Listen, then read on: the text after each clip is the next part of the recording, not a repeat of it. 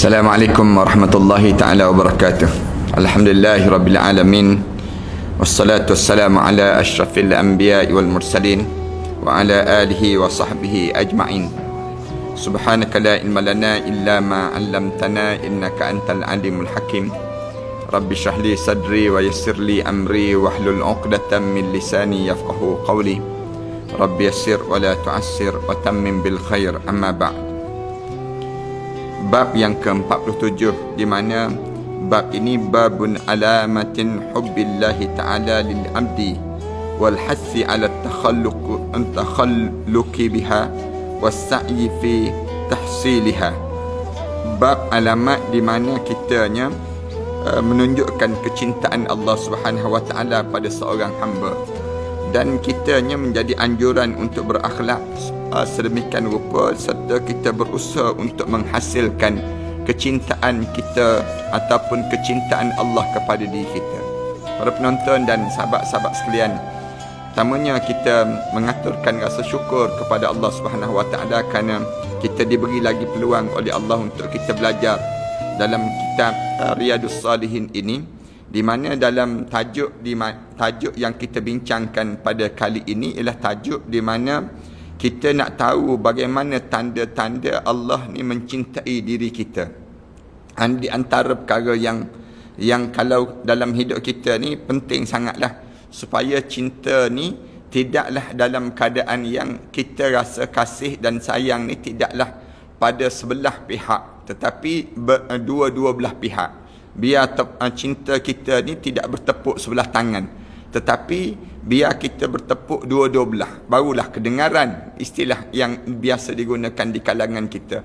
Demikian juga dalam hidup kita ni, perkara yang utama dalam hidup kita bincang dalam kitab ini pada sebelum Ramadan dan dalam bulan Ramadan dahulu, tentang mengenai bagaimana kita mesti melahirkan rasa kasih dan cinta kita hanya untuk Allah. Itu di antara perkara yang utama dalam hidup kita. Kerana dalam hidup kita ni, rasa kasih dan cinta kita ni ramai di kalangan kita berpaling arah. Orang kita ni dia jadi cinta kepada dunia, cinta kepada harta benda, cinta kepada anak pinak, cinta dia kepada makanan dan pakaian. Ni kecintaan yang biasa wujud dalam jiwa-jiwa manusia. Kebanyakan di kalangan kita demikian. Kenapa dia jadi demikian? Kerana dia sudah menjadi asyik masuk. Dipanggil terlampau dia rapat dengan perkara demikian, jadi lekat kecintaan dia kepada demikian, sehingga kan dia hilang rasa cinta terhadap Allah. Dalam hidup kita ni, kita jadi tak rasa cinta kepada Allah. Kenapa tak jadi cinta pada Allah? Kerana kita ni tak memahami diri kita pun kita tak kenal, kemudian pencipta kita pun kita tak kenal. Bila kita hidup dalam keadaan suasana yang disebut dengan kecintaan kitanya hanya bersekitar dengan makhluk, kita tidak rasa cinta kepada Khalik, yang menyebabkan rosak, yang dinamakan dengan perasaan hubungan kita ni dengan Allah Subhanahu wa taala. Kerana apa dia? Kerana kita nampak perhiasan dunia ini menjadi keutamaan. Kita tak nampak perhiasan yang besar yang Allah sediakan untuk kita dalam syurga nanti. Yang ni punca dalam diri kita, sama ada kejahilan ataupun kerana kelalaian. Bila kita hidup atas dunia ni, ramai di kalangan kita ni lalai ataupun hanyut je dengan dunia. Sedar-sedar dia kena menghadap depan Allah. Ramai di kalangan kita begitu. Ataupun di kalangan hidup kita ni, kita tak berfokus. Hidup kita ni dalam keadaan kita tak tumpu. Sebenarnya aku ni hidup ni untuk apa? Pada diri kita ni. Tapi kita nampak aku hidup ni hanya sekadar nak makan, nak minum, nak tidur, nak berkeluarga, nak sekadar itu je pada diri dia. Yang menyebabkan cinta dia tu tertumpu kepada yang demikian. Kita dah bincang panjang. Sebelum daripada ni, tak boleh begitu. Hidup orang mukmin ni, dia kena jadi fokus. Hidup kita ni kena letak Allah menjadi keutamaan. Cinta kita kerana Allah. Segala benda kita buat, mesti Allah letak yang pertama. Lepas pada Allah, baru turun pada Rasul. Kemudian lepas pada itu, baru turun pada mak ayah, pada suami, pada anak-anak, kepada keluarga. Ini dia mula turun. Dia panggil demikian. Cinta orang mukmin. Sebab itulah lepas pada kita ni rasa tak Allah dahulu dalam hidup kita, menyebabkan kita ni rasa nikmat. Bila sembahyang rasa nikmat, bila kita puasa kita rasa nikmat, kita rasa halawatul iman, kemanisan iman pada diri kita ni wujud. Kita rasa seronok je. Kita buat apa yang disuruh oleh Allah, kita akan rasa gembira dalam hidup kita. Punca kerana kitanya berfokus, dia panggil. Kita letak Allah jadi keutamaan dalam kehidupan aku. Ni cara hidup orang mukmin. Sehingga kan kita tak peduli lagi apa benda yang lain tu nombor 2, nombor 3 dah. Tapi Allah mesti jadikan keutamaan hidup orang mukmin. Tu yang pertama. Lepas tu yang keduanya, kita nak belajar pula macam mana kita nak tahu Allah ni menyayangi kita dan mencintai kita. Ni tajuk yang kita nak bincangkan pada kali inilah. Babun alamatul hubbillahi ta'ala. Bab di mana kita nak tahu rasa cinta Allah kepada diri kita pula. Allah mencintai kita ni bagaimana? Lil abdi, bagi seorang hamba ni, dan juga satu anjuran pada kita ni berakhlak sebagaimana yang diminta oleh Allah untuk dicintai. Demikian juga kitanya berusaha untuk menghasilkan cinta Allah pada diri kita. Itu cara dalam hidup orang mukmin. Orang mukmin ni dia kena usaha tarik perhatian Allah. Biar Allah dalam bilion manusia ni, Allah hanya pandang kita. Tidak kata Allah pandang kepada selain daripada kita. Ramai dalam hidup kita ni yang bila kita berakhlak dengan bukan akhlak yang sewajarnya, pandangan Allah tak ada dah pada diri kita. Kita baca dalam orang kita tanya, Ustaz, macam mana nak tahu Allah mencintai kita? Misal contohnya, macam mana kita nak tahu gambaran bagaimana Allah Subhanahu wa taala membenci kita? Dalam hadis-hadis Rasulullah cerita perkara demikian. Allah mula benci dengan siapa? Orang tua yang berzina, misal contohnya. Allah tak suka, Allah tak nak pandang orang yang tua kemudian dalam keadaan dahlah tua kemudian buat maksiat pada Allah. Allah tak nak pandang wala yukallimullahu yaumal qiyamah. Allah tak nak cakap dengan dia hari kiamat nanti. Banyaklah dalam disebut dengan gambaran orang-orang yang dibenci oleh Allah. Orang yang dalam hidup kita ni biar Allah mencintai kita. Macam mana tanda-tanda dia? Dalam ayat Al-Quran Karim Allah Subhanahu wa taala sebut, "Qul in kuntum tuhibbunallah." Ini di antara ayat yang pertama Allah Subhanahu wa taala sebut. Katakanlah wahai Muhammad, kalau sekiranya kamu ni benar-benar mencintai Allah, fattabi'uni. Kamu diajar semua ikut yang dibawa oleh Nabi Muhammad sallallahu alaihi wasallam. Fattabi'uni. Fattabi'uni maknanya apa yang dibawa oleh Rasulullah sallallahu alaihi wasallam kamu ikut. Fattabi'uni. Ini cara demikian Allah Subhanahu wa taala sebut. Bila kamu ikut apa yang dibawa oleh Nabi Muhammad sallallahu alaihi wasallam, yuhibbukumullah. Kamu akan dicintai di sisi Allah. Mula tanda di antara tandanya kamu mula dicintai di sisi Allah apa dia? Kamu boleh ikut apa yang dibawa oleh Nabi Muhammad sallallahu alaihi wasallam. Kamu jadi ringan dalam nak menghidupkan apa yang dibawa oleh Rasulullah. Kita tanya, Rasulullah bawa apa dalam hidup kita? Ada orang tanya demikian. Rasulullah bawa apa? Kita jawab, Rasulullah bawa Islam. Rasulullah bawa Islam. Yang dipikul di belakang Rasulullah ni, bawa cara hidup yang sebenar untuk nak selamatkan kita. Islam ni apa dia? Orang tanya lagi, Islam ni apa dia? Islam ni satu, dia panggil way of life. Satu cara hidup untuk diri kita. Nak suruh hidup sebenarnya macam mana? Bukan hidup untuk dunia je, tetapi macam mana nak hidup dalam kubur, macam mana nak hidup di padang mahsyar, macam mana nak hidup sampai ke kita boleh masuk dalam syurga Allah. Ini dipanggil Islam. Tak ada agama yang boleh mengajar pada kita, yang boleh selamatkan diri kita di dunia pun selamat, dalam kubur pun selamat, di akhirat nanti pun selamat, kemudian masuk dalam syurga, sampai boleh masuk dalam syurga, selamat daripada neraka pun kita boleh masuk syurga, kecuali Islam. Allah Subhanahu wa taala sebut, "Wa man yabtaghiral islami dinan falan yuqbala min wa huwa fil akhirati minal khasirin." Siapa yang cari selain daripada Islam sebagai satu cara hidup dia, dinan ni maknanya way of life. Dalam ekonomi kamu dengan Islam, dalam politik kamu dengan Islam, dalam sosial kamu dengan Islam. Segala benda hidup kamu ni semua cara dengan cara Islam. Start daripada bangun tidur sampai kamu tidur balik. Start daripada kamu mula hidup sampai kamu mati. Dalam hidup kamu ni dengan Islam. Dengan Islam.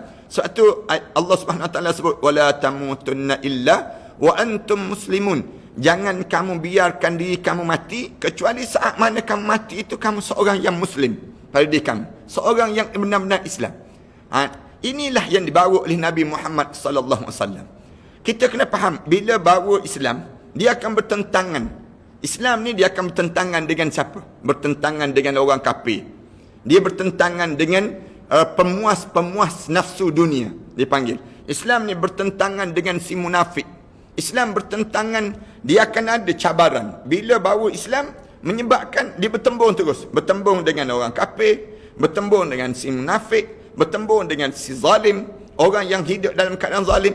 Dia tak nak cara hidup Islam. Dia nak cara hidup dia mengikut hawa nafsu dia. Nak tidur, tak nak bangun solat subuh, tak nak. Orang yang ikut hawa nafsu, dia nak enjoy dengan betina dalam hidup dia ni, dengan perempuan-perempuan yang jalang-jalang ni, dia nak duduk demikian. Hidup dia dengan cara mengikut hawa nafsu. Datang Nabi Muhammad sallallahu alaihi wasallam tunjuk jalan. Jalan hidup ni, kalau kamu nak terus sampai ke dalam syurga, hanya dengan Islam. Itu cara yang diajar oleh Rasulullah sallallahu alaihi wasallam. Kamu nak merentah negara, merentahlah, tapi merentah cara Islam. Kamu nak berkeluargalah, tapi berkeluarga cara Islam. Itu cara demikian. Kamu nak berekonomi, kamu nak berurusan, kamu nak meniagalah dalam hidup kamu. Kamu nak buat apa pun, kamu buat, tapi mesti dengan cara Islam. Cara Islam tu bincang panjang, termasuk kamu nak berpolitik. Berpolitik pun cara Islam. Tak boleh berpolitik cara yang disebut Machiavelli. Berpolitik cara kafir, sekularis. Cara orang yang bukan Islam. Tak. Semua benda yang dalam hidup kamu ni dengan cara Islam. Islam ajar macam mana? Berpolitik cara Islam. Bersosial cara Islam. Segala benda yang kita buat, semua cara Islam. Tak ada satu benda pun yang tidak diajar dalam Islam. Bila kamu boleh ikut cara Islam ni, yuhibbukumullah, kamu akan dicintai di sisi Allah, kamu akan disayangi di sisi Allah, kamu akan dapat yang disebut dengan kecintaan Allah pada kamu.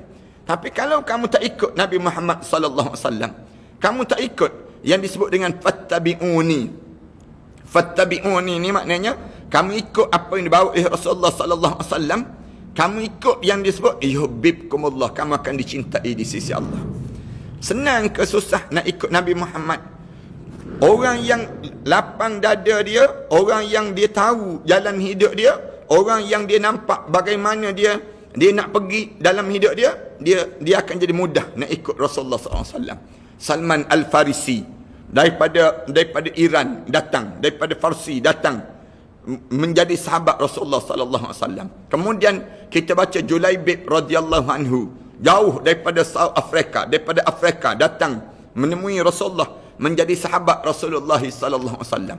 Nak sebutnya orang jauh-jauh semua yang datang tu menjadi, kerana apa dia menjadi sahabat Rasulullah ini? Kerana mereka ni dalam hati mereka nampak, aku nak hidup jauh, aku nak hidup sampai ke dalam syurga Allah. Jadi aku sanggup menjadi orang yang dekat dengan Rasulullah, kerana hanya Rasulullah yang boleh tunjuk jalan hidup untuk menuju ke akhirat Allah Subhanahu wa taala dengan sempurna. Ni. Sebab tu dalam hidup kita ni, jangan leka dan jangan tinggal Rasulullah. Kalau kita tanya kenapa kita perlu berselawat sepanjang masa pada Rasulullah, ingat pada Rasulullah setiap hari ni, jangan tertinggal daripada selawat pada Rasulullah. Punca ni lah. Punca nak suruh kita ni, bila kita sentiasa berselawat pada Rasulullah sallallahu alaihi wasallam, maka kita ni sentiasa dekat dengan Rasulullah. Bila kita sentiasa dekat dengan Rasulullah, yuhibbukumullah, kamu akan dicintai di sisi Allah. Itu cara, salah satu cara yang diajar oleh Allah. Kalau kamu nak suruh kamu dicintai di sisi Allah, fattabi'uni, kamu ikut yang dibawa oleh Rasulullah sallallahu alaihi wasallam. Yuhibbukumullah. Bukan sekadar itu, wa yaghfir lakum dzunubakum, kemudian akan diampunkan segala dosa-dosa kamu. Bila kamu ikut Nabi Muhammad sallallahu alaihi wasallam, setiap benda yang kamu buat, kamu ikut Rasulullah. Wa yaghfir lakum dzunubakum, kamu akan diampunkan dosa-dosa kamu. Tuan-tuan, tak rasa bangga ke dalam hidup kita kalau sekiranya dalam hidup kita ni kita boleh terlepas beban? Kan, kalau kita ni terikat dengan hutang yang banyak dengan bank, katakanlah demikian, adalah hutang kita 2 juta, 3 juta misal contoh. Satu hari, bank telefon, bank bagi tahu pada kita, tuan, bank telah riliskan semua hutang-hutang ni telah dibuang. Tak ada lagi dah hutang-hutang tuan dengan pihak bank. Kita rasa bangga, alhamdulillah, syukur pada Allah. Hilang bebanan pada diri kita. Demikian juga dengan hidup kita ni. Hidup kita ni ada je dosa, ada je kesilapan yang kita buat terhadap Allah. Macam mana Allah nak suruh Allah Subhanahu Wa Taala hapuskan dosa-dosa kita ni? Dengan cara fattabi'uni, ikut yang dibawa oleh Rasulullah, menghidupkan sunnah Rasulullah. Di saat mana sunnah Rasulullah sallallahu alaihi wasallam orang tak buat, orang payah nak buat, tiba-tiba kita hidupkan sunnah Rasulullah sallallahu alaihi wasallam. Maka di waktu mana kita hidup sunnah Rasulullah sallallahu alaihi wasallam ini, maka dalam keadaan demikian Allah ampunkan dosa kita. Sunnah Rasulullah.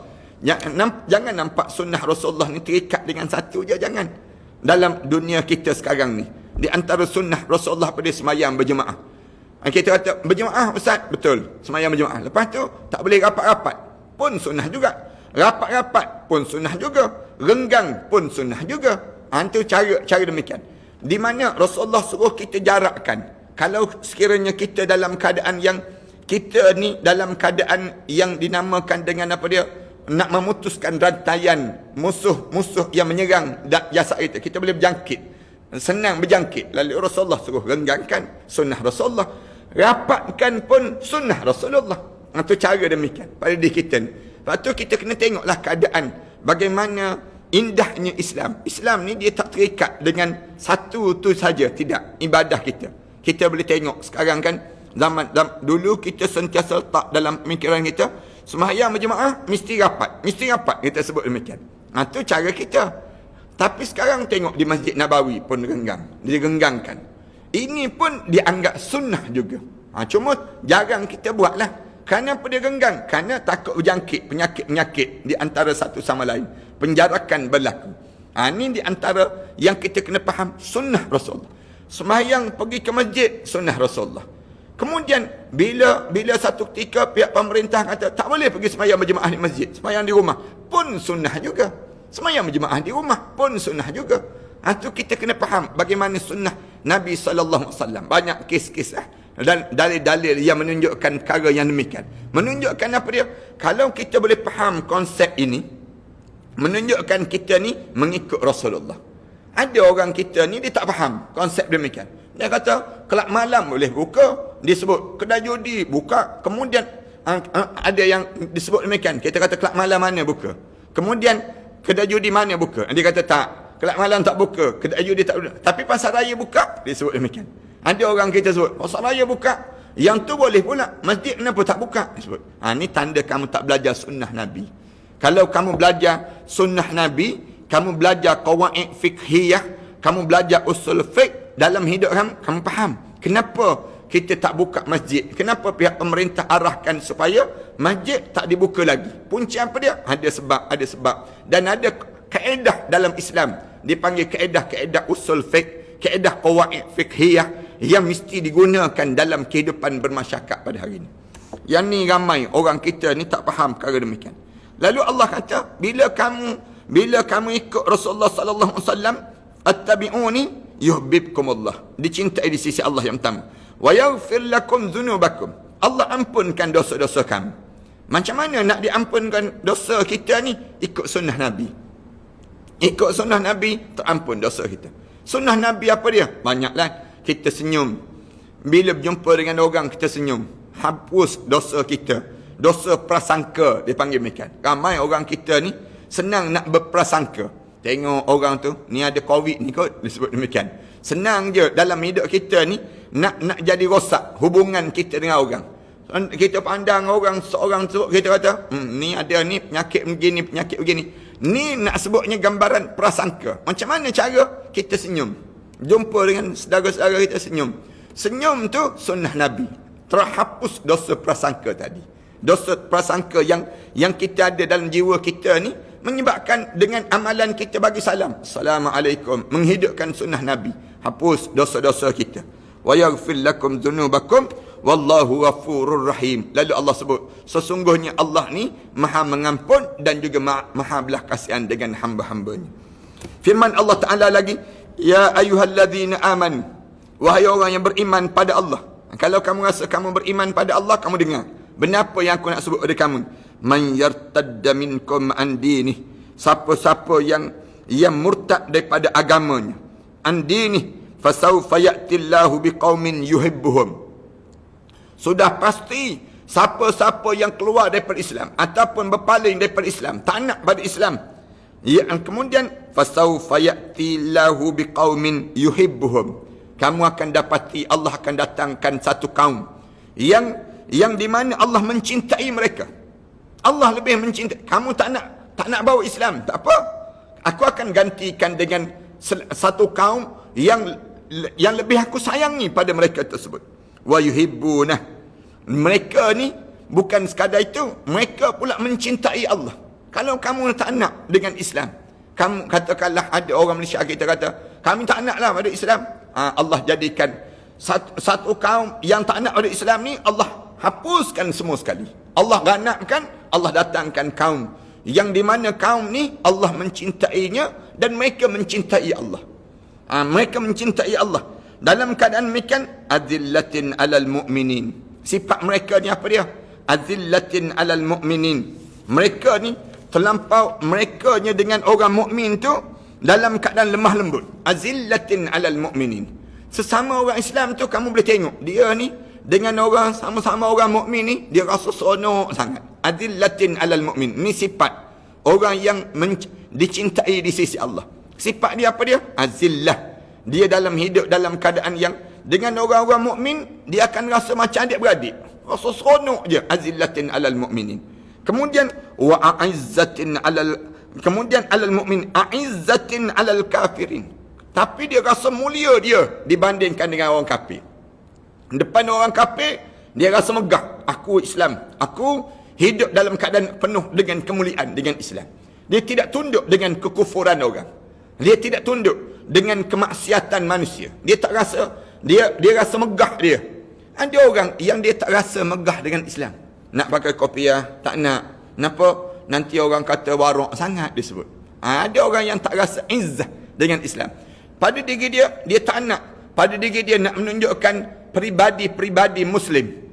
Tingkah laku pribadi Muslim dalam hidup dia. Dia tak nak. Kerana dia tak rasa mulia dengan Islam. Tak, orang mukmin ni, Rasulullah sallallahu alaihi wasallam diajar oleh Allah, azillatin alal mu'minin, a'izzatin alal kafirin. Ini sifat orang yang dicintai di sisi Allah. Allah mencintai dia. Dia rasa megah dia dengan Islam depan orang kafir.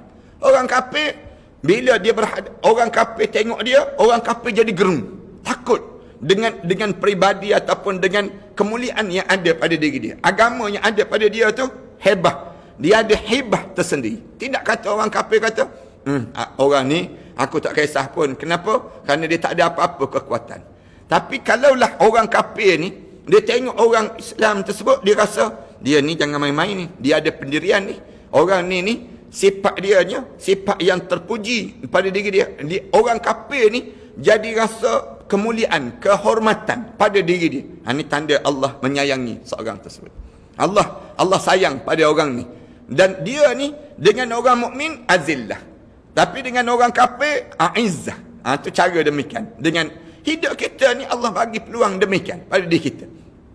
Biar orang kafir tengok orang Islam ni, dia tahu orang Islam ni dia ada prinsip, dia ada hak dia ada tingkah laku dia, ada sifat dia pada diri dia. Ni tak orang kafir tak rasa takut, tak rasa bimbang langsung. Isu misal contoh kita ni kan, isu arak.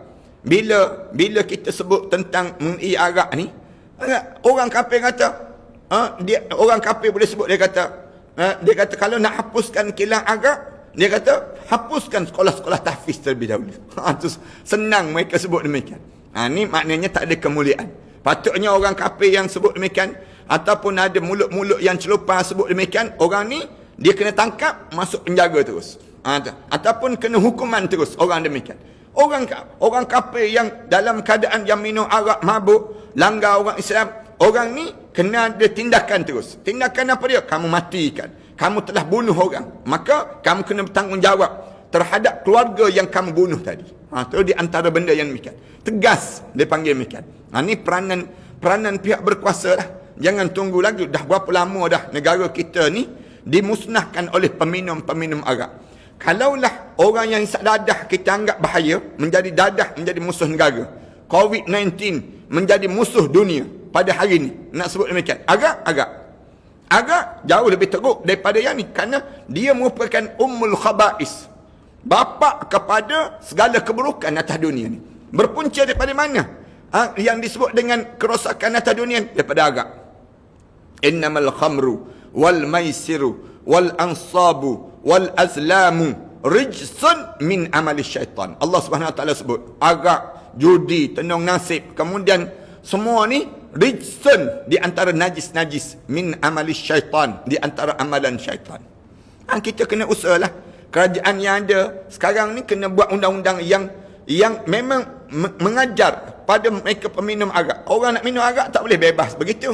Manakala kita pula sifat orang mukmin tahu saja di 7-Eleven di kawasan kita ataupun di Speedmart di kawasan kita ada jual arak, buat bantahan.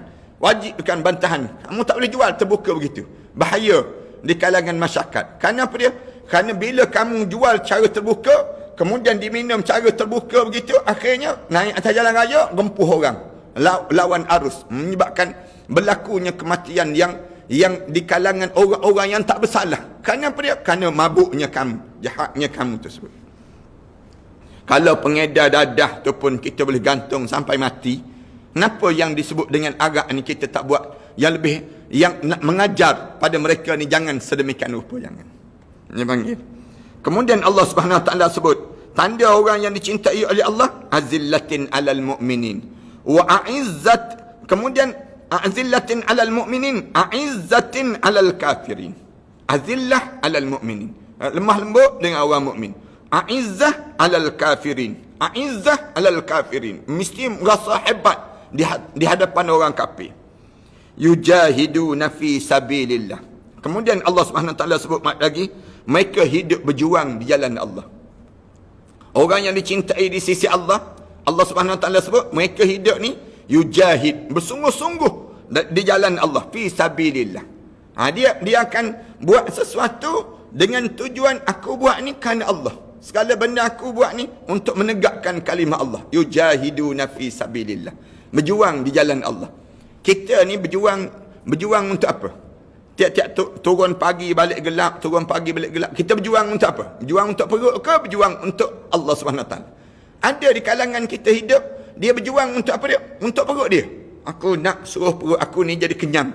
Aku nak suruh keluarga aku ni jadi hidup dalam keadaan selesa. Aku nak suruh kenderaan aku ni kenderaan yang mewah. Begitu je dalam hidup dia. Sanggup dia berjuang bermati-matian. Untuk apa dia? Untuk diri dia. Tak. Allah ajar orang yang dicintai di sisi Allah, yujahiduna fi sabilillah. Hidup dia berjuang untuk jalan Allah. Dalam hidup orang mukmin. Orang mukmin ni dia usaha dia untuk tegakkan kalimah Allah. Kerja dia untuk Allah Subhanahu Wa Taala. Itu cara. Wala yakhafuna laumata laim. Kemudian Allah cirikan lagi, orang yang aku cintai ni mereka tidak mereka tidak rasa takut dengan celaan orang yang mencela. Wala yakhafuna laumata laim. Yang orang nak cela dia, orang nak keji dia, orang nak tulis dalam status Facebook mereka, nak kecam dia dan sebagainya, dia tak takut. Kamu kecamlah macam mana pun, kamu kejilah macam mana pun, kamu katalah macam mana pun, aku ni yang penting aku betul dengan jalan Allah. Hidup aku ni yujahiduna fi sabilillah. Aku berjuang di jalan Allah. Kamu nak kata pada aku, kamu nak ugut dengan aku, kamu nak sebut innan nasa qad jama'u lakum fakhshawhum. Mereka berkumpul untuk menakutkan kamu, menggerunkan kamu. Fazadahum imana. Orang mukmin ni semakin kuat iman dia. Aku wala yakhafuna laumata laim. Aku tak takut dengan celaan orang nak mencela. Yang aku bimbang kalau Allah cela aku dalam hidup. Yang pentingnya aku hidup ni untuk Allah. Ni yang kita ikrarkan. Tiap kali mana kita solat, kita sebut inna salati wa nusuki wa mahyaya wa mamati lillahi rabbil alamin. Mengemang bulu roma kita kan. Bila kita angkat takbir Allahu Akbar. Bila Allahu Akbar tu kita mula sebut Allahu Akbar kabira walhamdulillah katsira. Mula kita pun ikrar depan Allah. Kita mula sebut terus inna salati, sungguhnya salat aku, wa nusuki, segala amal ibadah aku, wa mahyaya, segala hidup aku, wa mamati, segala kematian aku, lillahi rabbil alamin. Semuanya untuk Allah yang menjaga alam ini. Ni sifat orang mukmin. Orang mukmin ni dia jadi demikian. Sampai peringkat dia kata, aku ni orang nak buat macam mana pun, orang nak tukar aku ke aku, orang nak buat macam mana pada aku, wala yakhafuna laumata laim. Aku tak takut dengan celaan orang yang mencela pada aku. Orang ni Allah Subhanahu Wa Taala sebut, zalika fadlullahu yu'tihi man yasha. Itulah anugerah Allah yang Allah bagi bukan semua orang, pada seseorang tertentu saja. Yu'tihi man yasha. Orang-orang tertentu je dapat ni.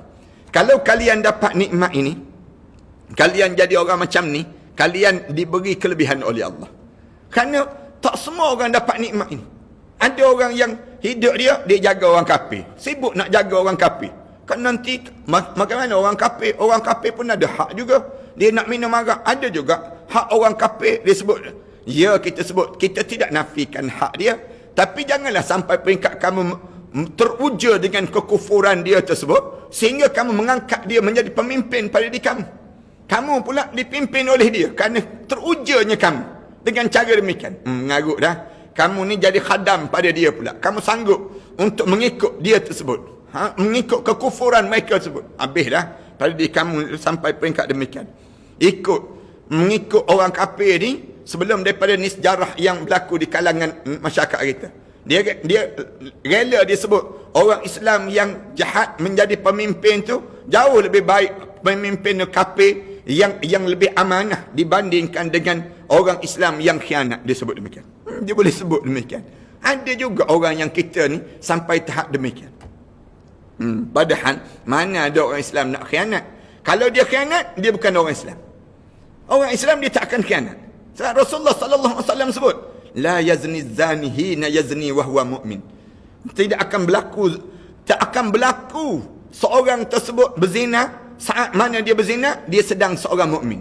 Orang Islam ni dia tak akan berlaku demikian. Wala yusrikus sarq. Dia tak akan mencuri saat mana dia mencuri sedangkan dia seorang mukmin. Kalau dia mencuri juga, dia bukan mukmin dah. Kalau dia seorang yang dia berzina juga, dia bukan orang mukmin dah. Di waktu mana dia melakukan demikian, sudah terkeluar iman daripada jasad dia. Itu cara demikian pada dia. Kemudian orang kafir iman pun tak ada. Iman pun tak ada. Dia kata, macam mana dia nak lantik orang kafir yang dia kata lebih amanah? Orang kafir, macam mana orang kafir ni boleh amanah?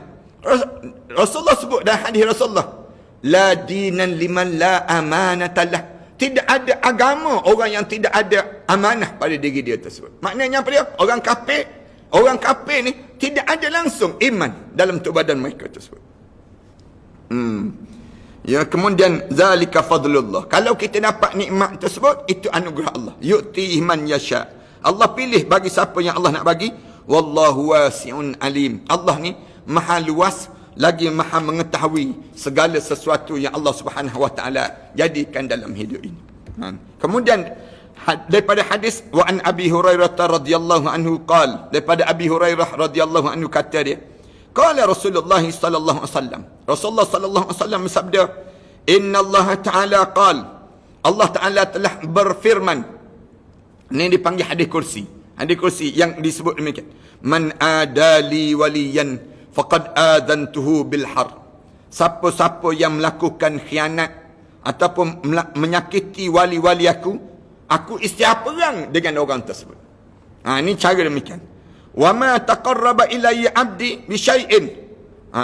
Kita kata, ada ke wali-wali Allah lagi atas dunia ni? Ada. Orang yang dekat dengan Allah. Hidup dia jaga perintah Allah. Hidup mati dia ni dalam keadaan dia jaga agama Allah. Naik kedudukan dia sampai peringkat wali. Dia tak mengaku dia ni wali, tapi Allah kurniakan pada diri dia kemuliaan tingkat darjat dia sampai dia dekat dengan Allah. Ada ke tak ada zaman kita ni? Ada orang tanya, ustaz, ada lagi ke wali-wali Allah? Wali-wali Allah ni ada. Wali Allah ni sampai bila ada? Sampai dunia kiamat. Sampai dunia kiamat. Adapun Nabi telah berakhir. Nabi dan juga Rasul dah berakhir. Tapi wali, ulama-ulama sepakat berada sampailah Allah nak matikan, nak tutup alam ni, barulah Allah matikan wali-wali Allah SWT. Wali-wali Allah ni orang yang dekat dengan Allah. Hidup dia sentiasa jaga perintah Allah sehingga naik kedudukan dia dekat dengan Allah. Kita boleh jadi ke wali Allah, boleh. Tapi jangan mengaku. Jangan mengaku pakai name tag. Aku wali Allah, misal contohnya. Tu bukan wali Allah tu wali band je dipanggil. Dia dipanggil mereka. Yang mengaku wali ni dia bukannya wali. Itu wallah dia panggil mereka. Tapi wali yang sebenar ni apa dia? Orang yang hidup dia dalam keadaan yang dia jaga perintah Allah, jaga sungguh-sungguh dia jaga perintah Allah dalam hidup dia. Apa benda pun dia perhati Allah nak macam mana dalam hidup ni yang sebenar. Pandangan dia pandangan yang dia dapat ilmu daripada Al-Quran, daripada hadis Rasulullah sallallahu alaihi wasallam. Dalam sejarah kita ni Allah telah kurniakan, Allah yarham Tuan Guru Datuk Ni Abdul Aziz nikmat dalam hidup kita, sejarah hidup kita.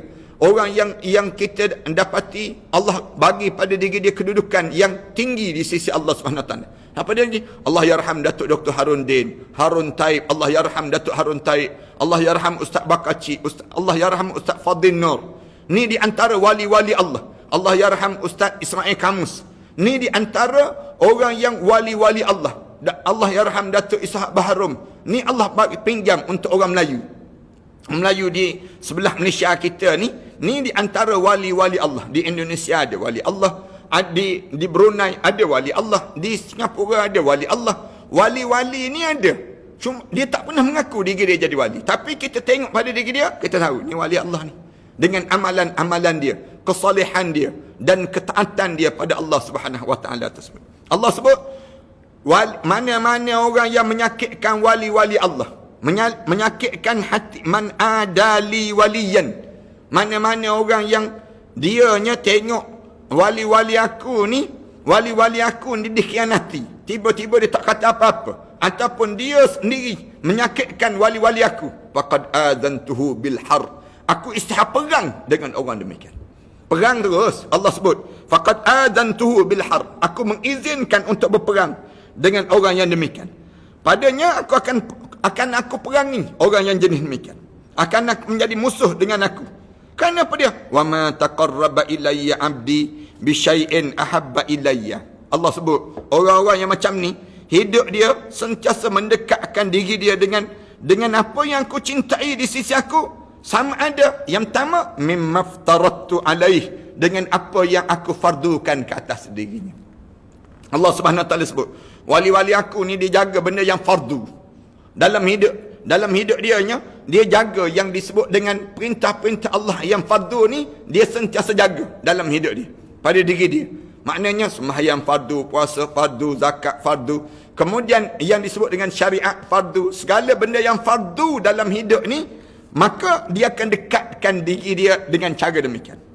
Kemudian Allah Subhanahu Wa Taala sebut wa ma yadalu abdi yataqarrabu ilayya bin nawafil, dan hamba aku yang jenis macam ni sentiasa nak mendekatkan diri dia dengan aku ni dengan perkara-perkara yang sunat. Dalam hidup dia ni dahlah dia buat yang fardu, dia jaga yang fardu, dia tambah pula dengan yang sunat bin nawafil. Macam kita ni kan, puasa dalam bulan Ramadan, puasa Ramadan. Masuk dalam bulan Syawal, sambung 6 hari. 6 hari puasa sunat lagi. Ni maknanya buat lagi puasa sunat.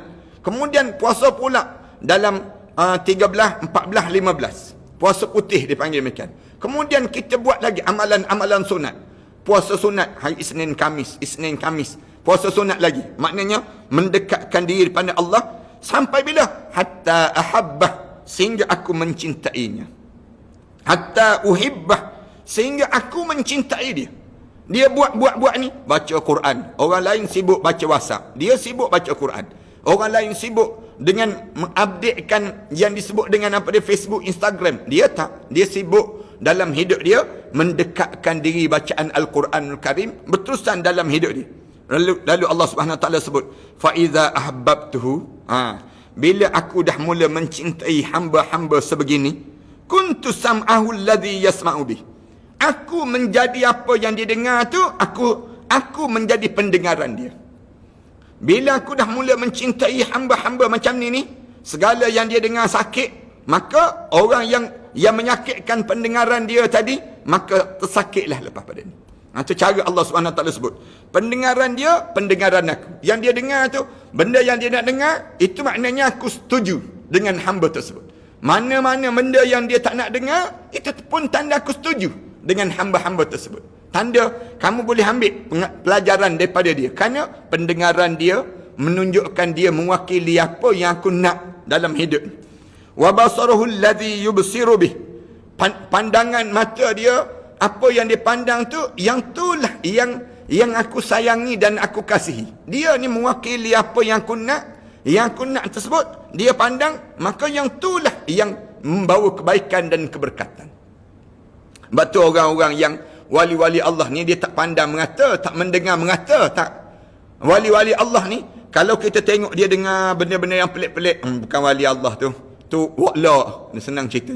Kalau dia dalam hidup dia ni sibuk nak dengar benda-benda yang tak baik dan sebagainya, itu tanda dia ni seorang yang bukan wali Allah. Ataupun pandangan mata dia tidak memandang benda yang disuruh oleh Allah.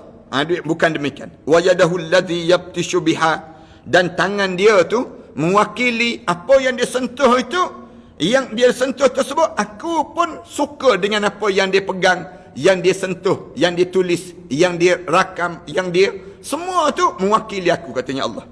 Wa rijluhu alladhi yamshi biha, dan tempat yang mana dia berjalan tu semua membawa kebaikan dan keberkatan pada dia. Wa in sa'alani a'taituhu. Orang yang macam ni, kalau dia minta dengan aku akan bagi segala apa yang dia minta tersebut. Wala ista'adani la'u'idannah. Kalau sekiranya dia pohon untuk melindungi diri dia daripada sesuatu benda, maka aku akan lindungi orang yang jenis demikian. Rawahul Bukhari. Hadis ini diriwayatkan oleh Imam Bukhari. InsyaAllah kita akan sambung dalam tajuk ini lagi pada pengajian minggu yang akan datang nanti. Mudah-mudahan Allah Subhanahu Wa Taala panjangkan umur kita dan Allah jadikan kebaikan pada diri kita dah. Allah jadikan pada diri kita bertambah rezeki-rezeki dalam kehidupan kita, insya-Allah. Aku qouli hadza astaghfirullah li wa lakum. Wassalamualaikum warahmatullahi taala wabarakatuh. Tuan-tuan, sekali lagi saya nak umumkan tentang ibadah korban yang kita target pada tahun ini ialah kambing sebanyak lebih kurang 1,000 ringgit seekor. Kemudian lembu satu bahagian RM700. Kalau tuan-tuan nak bersama ibadah korban bersama dengan kami daripada Ma'had Tahfiz An-Nabawi, kami ada An-Nabawi Agro, kita bangunkan ladang dan sebagainya, ladang kambing, ladang lembu dan yang ni untuk kita jadikan akikah dan juga korban. Kalau tuan-tuan nak akikah, nak korban dan sebagainya, tuan-tuan hubungi terus di talian 014 8111 4 kali itu 32, hujung tersebut 32, insya-Allah. Yang keduanya, saya suka nak sebut lagi tentang kitab ni, jadikanlah kematian kamu sebagai husnul khatimah. Macam mana kita nak mati dalam keadaan husnul khatimah? Kitab ni baru terlancar dalam bulan Ramadan baru ni, dan mudah-mudahan semua di kalangan penonton ni memiliki kitab ni, insya-Allah. Tuan-tuan boleh terus ke talian 019 577 6306. Sebelum daripada tu kita karang kitab ni. Saya karang kitab ni, persiapan menjelang kematian.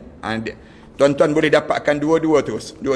Tuan-tuan hubungi di talian tersebut 019 577 6306. A'udzubillahi minasyaitonirrajim. Bismillahirrahmanirrahim. Alhamdulillahirabbil alamin, wassalatu wassalamu ala asyrafil anbiya'i wal mursalin wa ala alihi wa sahbihi ajma'in. Rabbana iftah bainana wa bain qaumina bil haqq wa anta khairul fatihin. Rabbana zalamna anfusana wa illam taghfir lana wa tarhamna lanakuna minal khasirin. Rabbana wa tub alaina innaka antat tawwabur rahim. Rabbana atina fid dunya hasanah wa fil akhirati hasanah wa qina adzabannar. Alhamdulillahirabbil alamin.